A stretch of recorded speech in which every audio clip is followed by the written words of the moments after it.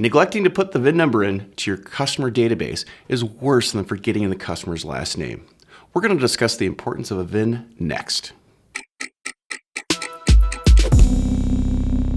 This video is sponsored by Manager SE from Mitchell 1, industry-leading management software to increase shop efficiency from estimate to invoice. For more information and a free demo, visit mitchell1.com.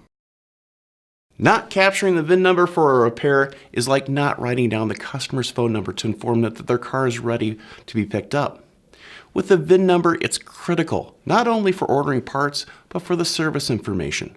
Letters 4 through 8 of a VIN number can tell you so much about the vehicle. If it's a 4-cylinder, if it's a 6, if it's an 8, trim levels, weight capacities, what plant the vehicle was manufactured in.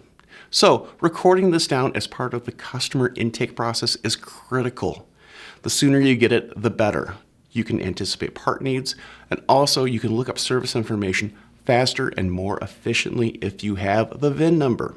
So, capture the VIN number. There's a couple of ways. You can do it manually, or there's also plate to VIN. With this system, all you have to do is type in the license plate and it will produce the VIN for you.